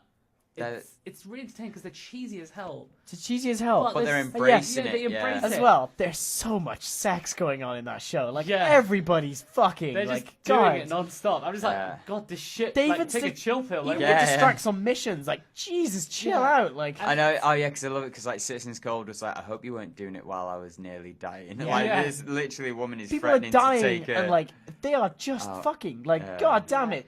Stop. Also, I don't understand how time travel works in their world. They haven't really established it properly. There's just because they go, Damien's Dark got to 2018 before we did. I'm just thinking like, then go before he got there and get it before him. I don't understand. Like, no, the time travel, like that thing always gets me. It's got me from season 1, and I'm just like, you make this big thing about Barry Allen not being able to time travel, or the consequences of time travel, and they're just like playing. Also, you can't be late because they're saying like There was an episode where Lance, you know, the White Canary. Sarah Lance, she was having a date, and they were like, and the crew was in trouble. They're like, let's go get her. Yeah. And then they were like, no, we can't interrupt her wedding. We can't interrupt her date. I'm like, then why don't you just go to after her date? Yeah. I don't. Yeah, and then pick her up. That's the thing, and it was always the stuff with Martin Stein as well. They were like, oh no, it's like like he was worrying about his family. He's like, they're gonna drop you off right where your family are. Like it's gonna be fine. But there's also that weird thing of like their age. Because like, do they still age when they're time traveling? Like, does that time when they're in the temple zone, that's no time is passing there, but they're still aging. Like, exactly. It's like, it's so weird. There's this time travel book that I read like a while ago, and it had like a really interesting conflict where all of the time agents they had like something on their arms that synced up all of their timelines. So they would always, whenever like they see each other, they'd only be able to see each other at the same aging process. Dude, if that's that makes cool. sense. Yeah, so like they're saying, all right, I have to go to this time. You can't. You have to wait 2 weeks after that because you've been doing something else for 2 weeks. Yeah. So it's kind of like I think that would make sense. And as well, like they have the Time Masters and they have the Time Bureau. Yeah. They can introduce technology like that, or a boost of gold. I mean, I'm just saying. You can probably answer this. Damien Dark. Love him. Can he time travel, or can he just not age? Like, does he? Is he a Vandal Savage, or is he just can he time travel? I did because he says like 250 years old. Yeah. And I was like, when did that happen? I don't remember that being happening in Arrow because Yeah. I watched him in Arrow.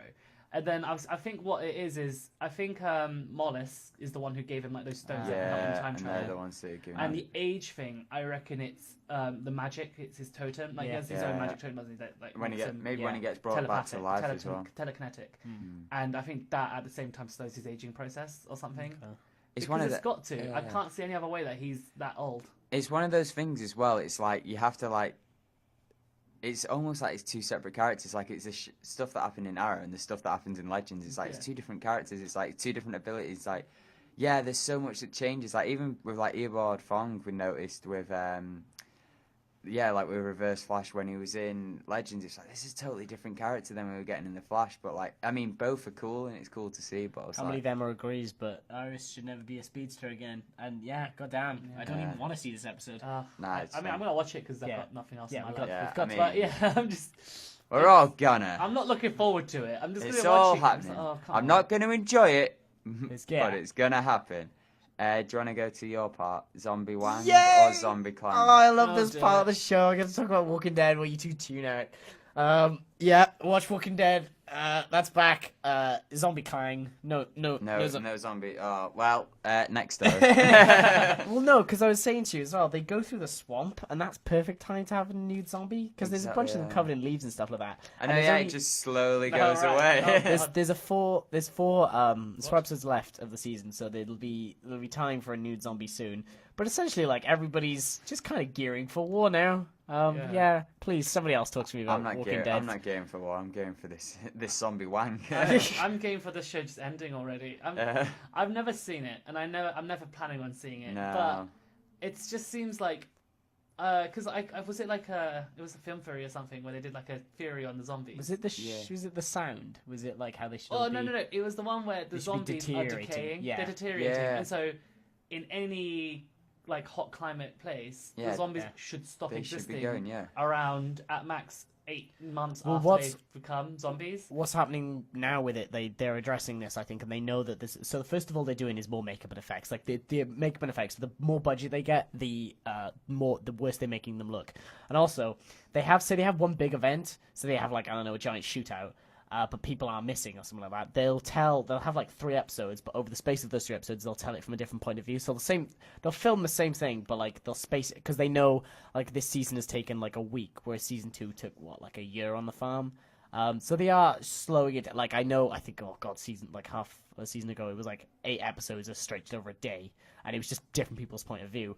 And everybody's coming together, and like then everybody splits off. So like some episodes you'll get completely different points of view. Or like you'll see from the Savior side, you'll see from Rick's side. Yeah, I think they are addressing the decaying thing though. That's not. Yeah, they're not ignoring that. Yeah, please somebody come up to me in the streets and talk about Walking Dead. Or don't. That's That's also also not. No. Yeah, Zombie Clang, get on with it. Ah, No dicks.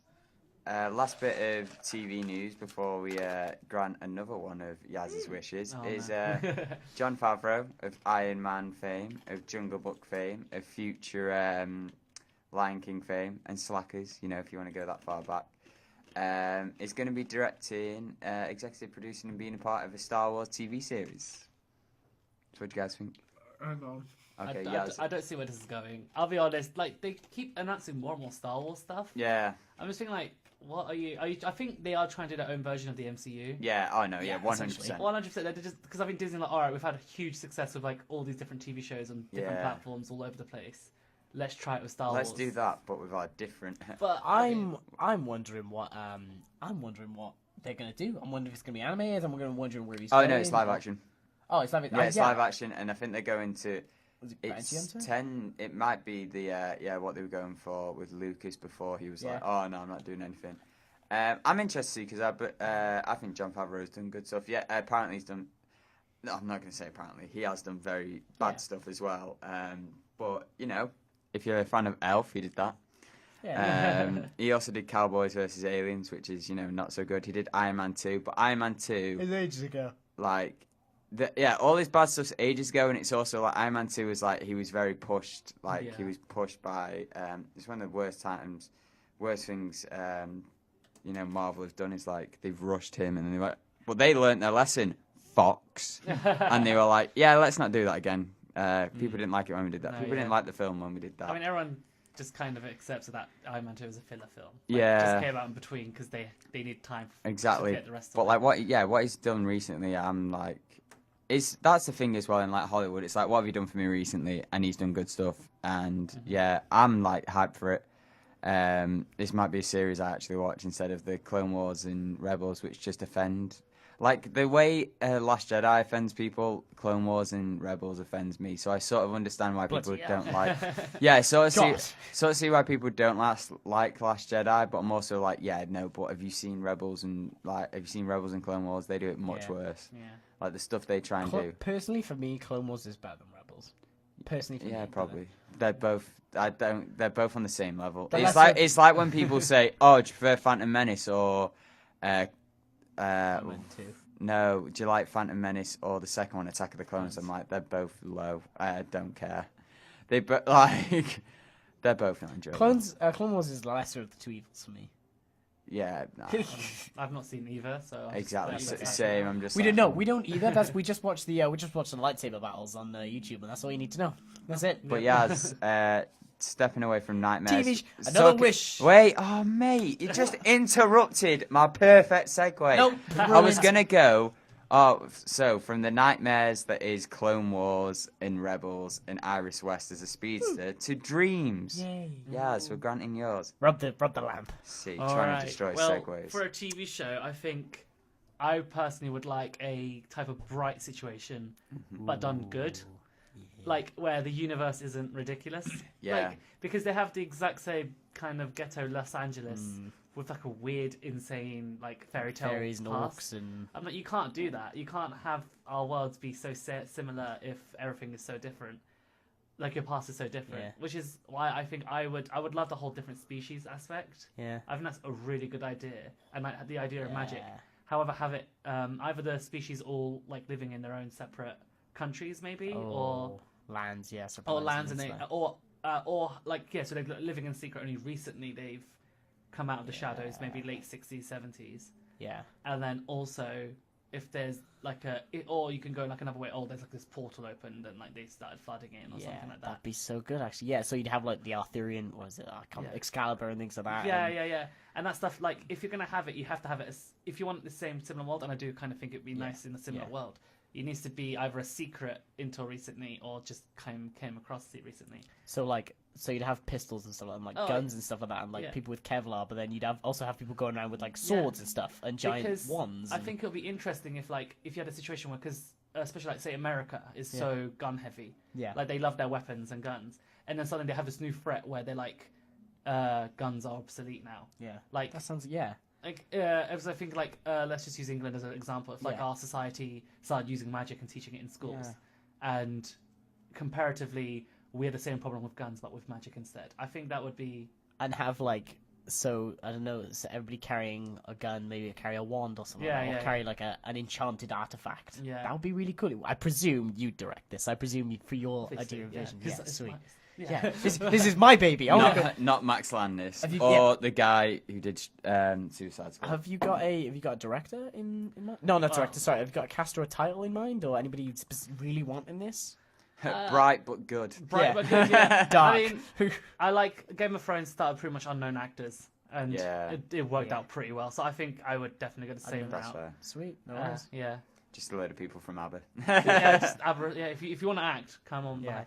Provided you can act. Yeah. To the chapel before we get to the songs and stuff like that. Damien Dark's over 200. So he's over 200. Yeah, no, he said he's over like 250. Yeah, last episode. Didn't he? I feel like at some point you just stop counting. Yeah. Like he was so fun in that episode, though. I don't know if anyone... Did you guys get that impression? He was so fun. Oh, fun, yeah. He just snapped that guy's neck and just started talking to his dead body, and I was that's the funniest thing he's ever done. Like, I like the whole... I like the thing when it was like his daughter was about to die, and with Ray, and Ray was like, he's too much of a good guy, and then that's why, he's down. That's Ray's downfall. I like as well the Return of the Mac episode where the song starts playing and they do the like 360 and they get everybody in, and that was kind of funny.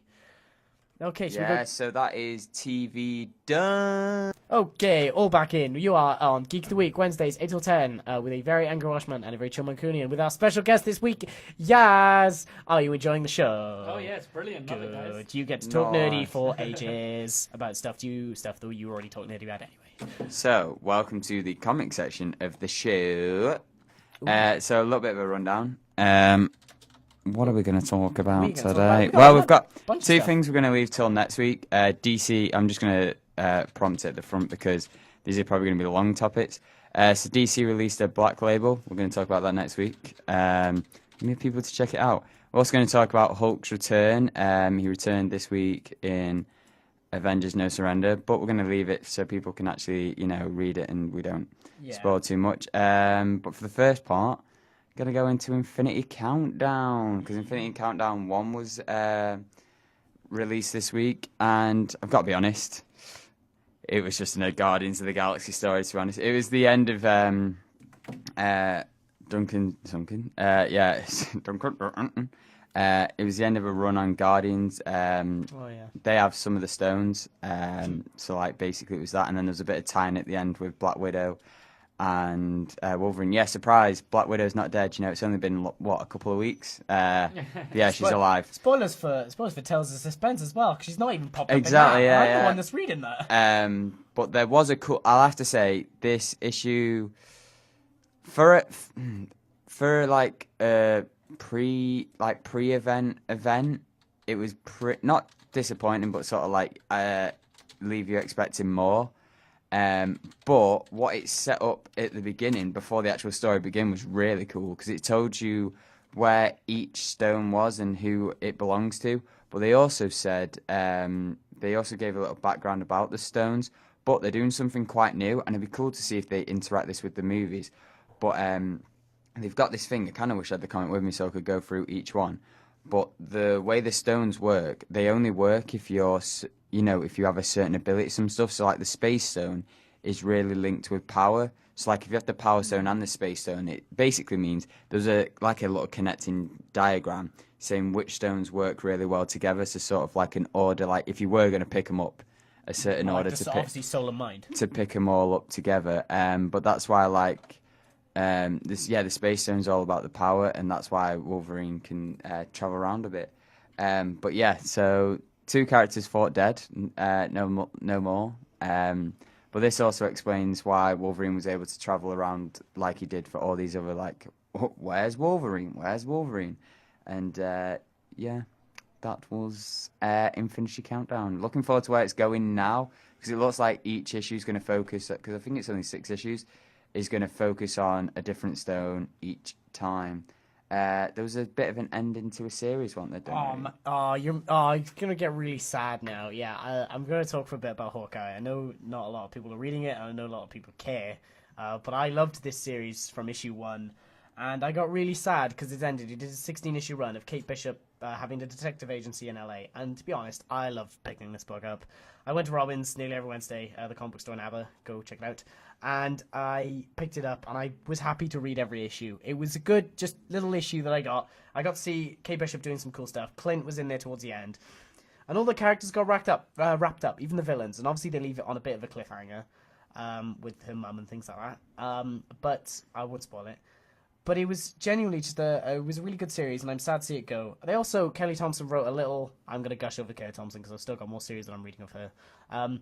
But there was also a little note at the end saying how much she's enjoyed writing this and reading it, and how much she's enjoyed working on it and working with Marvel, creating the character Kate, essentially, and fleshing her out and giving her own story. And I got a little teary-eyed, I got a bit weepy at the end, just because this was such a good book, and I was sad to see it go. But then I immediately picked up Rogue and Gambit, issue 3, and she's still on that. Kelly Thompson is working on that. And that is a fantastic book. If any of you want to read an X-Men story, that's great. Because essentially, it picks up Rogue and Gambit that parts of Rogue and Gambit people didn't know about the relationship. So it's them in Antarctica, and maybe their first time meeting, and of course their first time meeting was different because it was with the Shadow King, and it was all psychic. So Gambit remembers them doing the sex. Rogue is no, this was completely different. I remember punching you first time and things like that. And it goes into both could be the same situation. Both, this is very true. But it was all in the mind, it was all psychic, and I'm going on, but Kelly Thompson is a fantastic writer, and I'm excited to see more of her stuff. And I'm sad that Kate Bishop's ended, but it's coming. Well, hopefully she's coming back in August, as they promised, as they said. And I'm Is she coming back in her own title, or just I like have no idea. little It team literally thing? said Kate Bishop will return in August. She 2018. might. It might be get her a title, new might be, yeah. team. But yeah, it was a really good book, and I know you know how much I enjoyed picking this book up because it's a really good book. But Hawkeye, I'm sad to see it go. If anybody wants to lend, I have the issues of Hawkeye, but it's really... In the first issue, she beats up a meninist cult, which is great. But yeah, I enjoyed seeing this character, and I enjoyed seeing the arc. And Rogue and Gambit's also fantastic, and I can't wait to pick those up as well. Nice. Well, I'll spew over Spider-Man, go- and go then for we it, go can for it. ask Yaz if there's anything he's been reading or anything in particular he wants to shout out. Go for it, yeah. So recently there was a 300th issue of Spectacular Spider-Man. Chip Zdarsky, I personally think, has been doing a really good thing over there with Spectacular Spider-Man, because it's giving an alternative to the Amazing Spider-Man sort of brand, because the Amazing Spider-Man, it's all high concept and, not the world's ending, but like there's all these big action things, and Spectacular's more sort of like grounded. It's sort of like more about him, and there's more humour, and it's just a nice change. But this 300th issue, that I think they tried to make it a big story, and it didn't really. For me, I was just like, that's not why I'm picking up Spectacular. Like, I enjoyed it anyway for what it was, because I enjoy Spider-Man. But yeah, it was a bit of a, it's hard because when it's like, oh, we're coming up to a big issue, we've got to do something big. It's like, people panic. But there's a nice little extra story as well. It's really weird as well because there was an annual recently as well. So there was an extra story in that, and I was just like, just so many bonuses. Also means that, more of my comics are going to cost a slightly bit more, But I'm willing to accept that. There's also, so in The Amazing Spider-Man, Going Down Swinging started. You've got Norman Osborn as the Red Goblin, and that was pretty cool. There was a bit of a heartbreaking moment where I was it's because I was so happy. Oh, no, yeah. Pete and MJ were getting down to business, and basically Spider-Man was a cockblock. Because as she's undressing Peter, she sees the symbol and it's a harsh reminder of why they won't work. It's a better reasoning than, selling their marriage to the devil. But Hashtag 90s. it is a bit heartbreaking just knowing that. But it's good to see MJ back in it, even if she's just going to be like they tease the world, they won't they? But if you are a Spider-Man fan and you want to see them together, pick up Renew Your Vows, because if they see the sales are high for that, then they'll bring them back together. That's me trying to do a rant like you. It didn't feel good. Please pick up Renew Your Vows, because then we get to see Pete and MJ back. It'll be really cool. I'll stick to the rants. Yeah, I know I'm too nice for it. But also as well, with Amazing Spider-Man, Dan Slott's stuff's coming towards the end. He's done some cool stuff, to be fair. It's like almost 10 plus years he's been working on it. He's doing some good times. I might have exaggerated how many years he was on it. I'm tired. But he's been doing good stuff. He's the one who basically was like, make him more like Andrew Garfield. And they made the change. So he's managed to pick up a few new readers, done some cool, interesting stories. But yeah, he is going down swinging. With a cool little Norman Osborn story. We've got new writers and artists. Now, the writer I'm a bit skeptical about, but I'm willing to accept because he's had some cool ideas in the past. It's Nick Spencer. If you recognise that name, it's probably because of Secret Empire.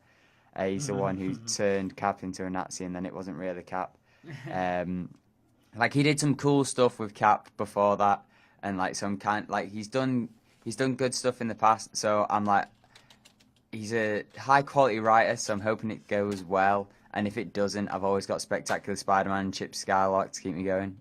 Chip Zdarsky, I know, but got that Timmy Turner imprinted in my brain. But the illustrator I'm really looking forward to is called Ryan Otley, and it's the illustrator from Invincibles. Invincibles was this cool Image title. It's recently just finished, but it's very... very inspired, let's say, by Peter Parker and Dick Grayson and that kind of story. He's essentially the son of Superman, and it's sort of his journey to becoming the hero. a bit more bloody and vicious than Spider-Man in parts, with the way it is illustrated. But the look of Invincible, very similar to Spider-Man, but sort of like more artistic because it's Image. So I'm really looking forward to like the art of Spider-Man. So at least if the stories are crazy and they're turning, I don't know, Mary Jane into a Nazi, or they're turning Peter Parker into a Nazi, at least it'll look good. Just to add in, I've got Nick Spencer's what he's done, like all his works and things like that. And this man has worked on a lot of Avengers. For the man who, and a lot of Captain America actually. For a man who loves Captain America, and for a man who loves the Avengers, it's really weird to make Cap a Nazi. Well, no, it would. To be fair, it was an interesting, like, it's an interesting concept, and it's like it would have been a great, probably Elseworld story. Like, what happens if Cap was on the other side? It's sort of like, you know, the Superman Red Son. Like, what happens if he's on the other side? And I actually read the first issues and stuff like that. Like, it was someone, was it back in time? They might have done, someone messed with the time anyway, and it was, because a lot of stuff happened when Steve Rogers was growing up. Yeah. The person who, Hydra agent came to the family, and it made sense in the story. Like, so many people bash so many comic book stories without actually reading them. Like, it did make sense in the end, and I read the conclusion, luckily, because it was all free, thanks to Marvel's great thing, which retailers hated in 2017, when they gave free digital copies to random things. And, you know, controversial storyline, but, you know, I'm pretty sure it'll be decent. It's Spider-Man. I'm going to be fine. So we will... Yaz, what have you been reading? Is there anything you want to, like, give a spotlight to? Well, I read The Visions. Oh, nice. It's honestly one of the best ones I've read. It's really good. Like, it's so, like, deep. Like, it gets down to, like, such an emotional level. And it genuinely, because, like, the narration, you don't really know who's doing it towards the end, and it's honestly brilliant. Like, it's like family life, but, like, for androids, you don't know what it's like to be human. Visions, and it's just, like... The Visions I read the first volume, and I'm getting the second one soon. I'm getting, because I've just been given a bunch of money, so I will be getting the second one. The Visions is fantastic. I love it. Yeah. I love it so much. Tom King as well. I'm gushing over Tom King a lot recently. I'm going to start reading his Batman run, his Mr. Miracle stuff, because Tom King is fantastic. He does an amazing job on all of them. Yeah. Visions is... I will fully agree that Visions is amazing. Yeah. I also read Spider-Verse, like... Yeah, boy. It was really good. It was, yeah, I really enjoyed, like, running through it. I was like, so many characters died, and I was like, oh my god, no. I was like, they were really good at making you care for a particular Parker, and then just killing them, and you're just like, oh, damn it. Peter Porker? No. Because it wasn't... Spider-Ham. It wasn't just... No, they're just, like, random It was, yeah, and it was, like, the whole thing of, like, because with that event, you could just do, like, random characters. Yeah, you were right, don't worry. No, chill, I know. I'm getting them up.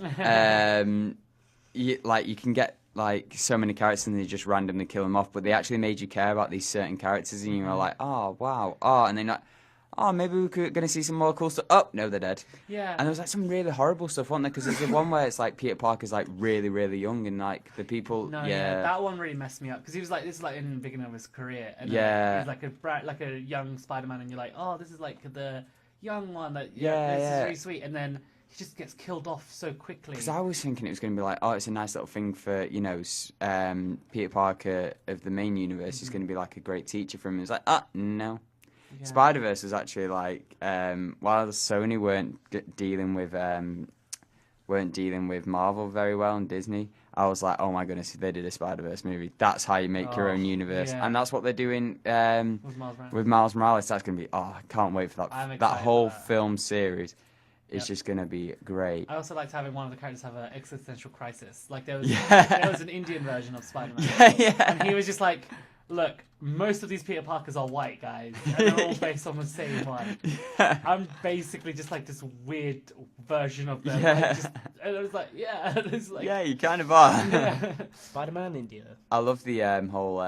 because they did, like, the Spider-Man anime one was there, like, the one from the Japanese series, the one from the cartoon series rocked up, and I was just like, the way they went with it, they went so wacky and so crazy, but it just worked on so many levels. Is there any particular other ones you want to talk about, or do you want to move on to March Marvel Madness? March Marvel Madness. Sweet. So, for the whole month of March, Geek of the Week are going to be making their own Avengers team, made... predominantly by you guys and your votes. So this was sort of a while back when they announced the new Justice League team. We made our own Justice League teams, and then surprisingly, a week later, Marvel made a new Avengers team. Yeah. What a clunky dink, right? So now we're sort of like constructing our own Avengers teams because it wasn't as easy as constructing a Justice League teams because we had our particular favourites. But in Avengers, it's like there's so many people to choose from. So we sort of made our own team. So far on the team, we have Spider-Man and Wolverine, so it's very Bendis influence. Can I do the announcement? Can I do the who's on the team? Yeah, sure. I'll say. So this week the vote was between Illuminati members and originals. And take it away, Jacob. We have for the third and fourth members of our team, Black Panther and Thor are joining the team. Black Panther from the Illuminati, Thor from the originals. We have on our team now Spider-Man, Wolverine, Black Panther, and Thor. So on Sundays, that's when we release the polls, and then they go down on Wednesday when the show airs. So for the next week, we've got Fantastic Four characters and captains. Now, captains is a very general term. General term. General term. Salute away. So for the Fantastic Four, you've got, the four. The four. Mr. Fantastic, Invisible Woman, Human Torch, and The Thing. For captains, you've got Captain America, Captain Britain, Captain Marvel, and Captain Universe. Captain Universe is sort of the wild card and a very strange Isn't he OP? character. Yep. Isn't he OP as shit? Yeah. Extremely OP. It's almost sort of like a Phoenix effect as well. Like sometimes it takes over people. Protector of Eternity. What if Spider-Man Ham becomes Captain Zooniverse? Yeah. Oh, this is. I am picking this up. Literally, that's where I saw it from. Because it's Mary Jane Buffalo. Mary Jane. Yeah. Oh, this needs to be in there. Yeah. So out of the Fantastic Four guys, I've got a bit of time. Who would you want? We were discussing this a while ago. I think I said I wanted Reed Richards. I think Reed Richards is mine. Fair. What about you? Yes. See, Reed Richards is like smart and all, but I feel like they've got plenty of, from what you've said. Got enough You've got smarts. smart people. We got Black Panther. He's also a bit of a dick. Yeah. So it's like, I think I would go with Johnny Storm because he needs some firepower. Dude, that's who I'd be going for just for I the know everybody's- just for the dynamic of Johnny Storm and Spider-Man. I Everybody's absolutely friends, aren't they? adore that, Yeah. and I'd read it. Everybody's got I'd read it if it was just them two. I'd read it. I'm gutted that we can't have Human Torch and the Thing together because the stuff they're doing in Marvel 2-in-1 is so great. Again, touch on that again probably next week. But yeah, they're a good combo. But we're splitting the Fantastic Four up, guys. Everybody's For going our for Human Avengers Torch. team. I guarantee you, Human Torch will win. You reckon? Torch. Yeah, that's a fair thing. We could say that's what I mean. I think it'd be between Mr. Fantastic and Human Torch because they're the two people's Human Torch is winning. big one. I don't know. People might Torch surprise you. I was surprised for one, to be honest. I was like, wow. I mean, Thor's like, I was like, we don't mean Jane Foster. We mean like, Odin's son. Kind of boring. Yeah. Kind of boring, even in the movies, but especially in the comics. For the for me, anyway. for the But for captains, what about you guys? I think I said Captain. I didn't want Britain. I think I said I'd have Captain America. Yeah. I don't want Captain Universe. Miss Marvel she's a bitch. It's Captain Marvel. Sorry, Captain not Marvel. Miss Marvel. Captain Marvel's a bitch, and Britain's really weird. So yeah, I think Steve Rogers, my man. What about you? Yes. I'll go Captain Britain because of patriotism. Yeah. Well, I'll go for Captain Marvel for girl power, and then you've sort of got that space element as well. Because so far we've not really got anything in space. There was going to be a space round. There was going to be a Guardians round, but then I realised there's very few Guardians who have actually been in the Avengers team. Actually, I'm looking for in the future. Yeah, no, I'd go for Captain Marvel because she's got that space element and girl power. But yeah, so that's the show, guys. Want to thank Yaz again for being an excellent guest. You are more than welcome to return. Thanks for having As we me. said to Matt last week, you'd get a sequel. Great. We might sign you a contract for maybe a number of shows. You'll have to guest appear in a few and do all that jazz. Thanks for listening live if you did. Thanks for listening on YouTube if you did. If you have any thoughts on anything the three of us have said, if you want to... Usually me. If you want to say, I love your dream, Shaz, or if you want to crush Yaz's dreams, you can do that in the comments section. Go for it. Below. That's all possible. YouTube allows you to do that. It's very cruel that they do, but they do. Yeah, thanks for listening, guys, and that's the show. Once again, just from me as well, thank you so much for coming on. It's been an absolute pleasure.